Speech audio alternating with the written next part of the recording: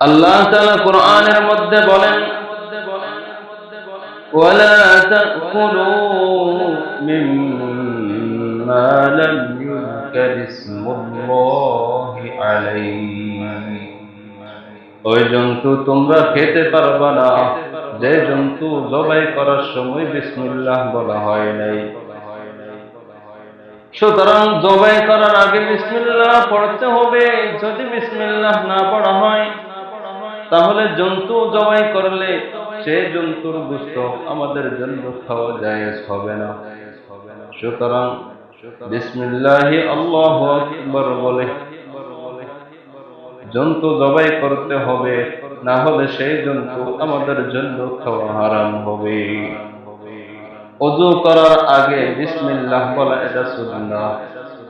আল্লাহর নবী মুহাম্মদ মুস্তাফা সাল্লাল্লাহু আলাইহি ওয়াসাল্লাম বলেন, লা উযুআ লিমান লাম ইয়াযকুর ইসমাল্লাহি আলাইহি, অর্থাৎ ওই ব্যক্তির ওযু পরিপূর্ণ হবে না যে ব্যক্তি ওযু করার আগে বিসমিল্লাহ বলে নাই। সুতরাং ওযু করার আগে বিসমিল্লাহ পড়তে হবে।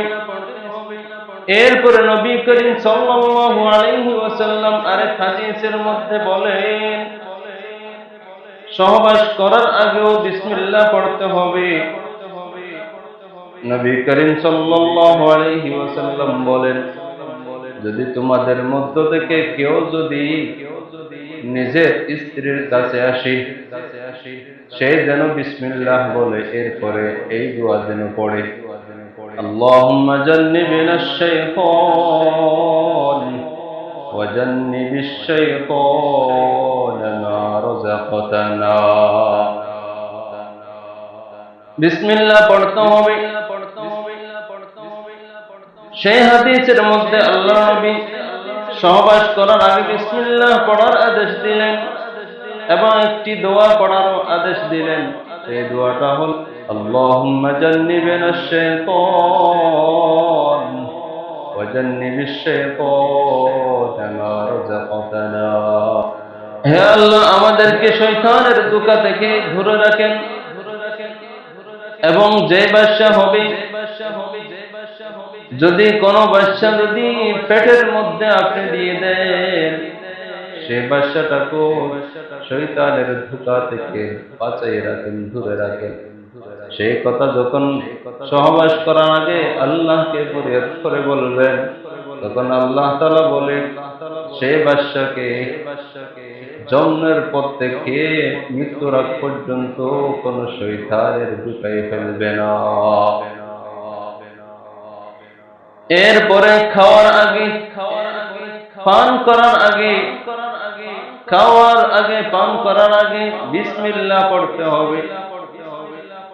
নবী করিম সাল্লাল্লাহু আলাইহি ওয়াসাল্লাম উমর বিন আবি সালামা রাদিয়াল্লাহু তাআলা আনহু এক পালক পুত্রকে নসিহত করতে গিয়ে বললেন, কুল বিসমিল্লাহ, খাওয়ার আগে বিসমিল্লাহ বলবেন।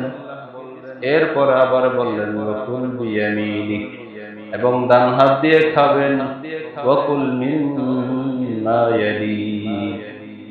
এরপরে খাওয়ার তোমার কাছে যতটুকু আছে ততটুকু খাবেন, তোমার পাশের গুলো খাবেন, অন্য জনের পাশের খাওয়ার তুমি যেন টেনে টেনে নিজের দিকে এনে না খাও। সেই কথা থেকে বোঝা যায় খাওয়ার আগে, পান করার আগে বিসমিল্লাহ পড়তে হবে। সুতরাং বিসমিল্লাহ পড়া খাওয়ার আগে, পান করার আগে বিসমিল্লাহ পড়া এটাও সুন্নতের মধ্যে অন্তর্ভুক্ত। এরপরে খুতবার আগে বিসমিল্লাহ পড়তে হবে।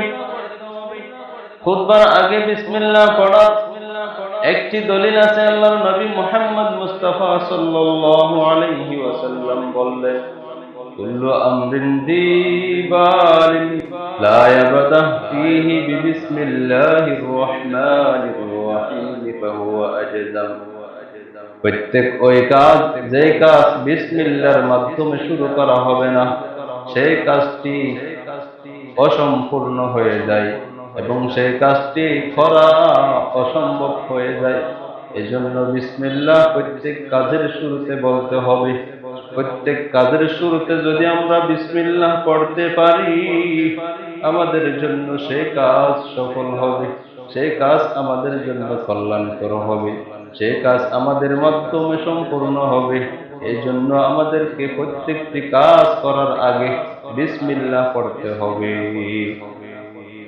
এরপরে বাথরুমে যাওয়ার আগে বিসমিল্লাহ পড়তে হয়।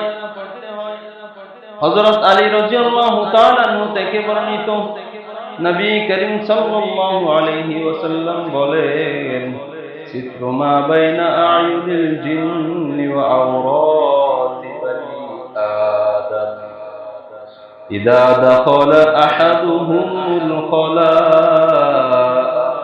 আন ইয়াকুলা বিসমিল্লাহ। আলী রাদিয়াল্লাহু তাআলা আনহু থেকে বর্ণিত, নবী করিম সাল্লাল্লাহু আলাইহি ওয়াসাল্লাম বলেন, জিন জাতি এবং বনি আদমের সফরের মাঝখানে একটা পর্দা আছে, সেই পর্দাটা হলো বিসমিল্লাহির রহমানির রহিম। বিসমিল্লাহির রহমানির রহিম যখন পড়বেন, তখন জিন জাতি আপনার সফর দেখতে পাবে না। সেই জিন জাতি আপনার সফর দেখতে না পেয়ে দূরে চলে যাবে, আপনাকে ধোঁকা দিতে পারবে না, আপনাকে জিনের আসরের মধ্যে, জিনের কুমন্ত্রণার মধ্যে আপনাকে ফেলতে পারবে না। শয়তান জিন যেগুলো আছে সেগুলো আপনাকে ধোঁকা দিয়ে ইসলাম থেকে বঞ্চিত করতে পারবে না, ধোঁকা দিয়ে গুমরা করতে পারবে না। এজন্য বাইতুল খালা এবং বাথরুমে যাওয়ার আগে বিসমিল্লাহ পড়ব। এরপরে পড়ব আল্লাহুম্মা ইন্নী আউযু বিকা মিনাল খুবুসি ওয়াল খাবাইস।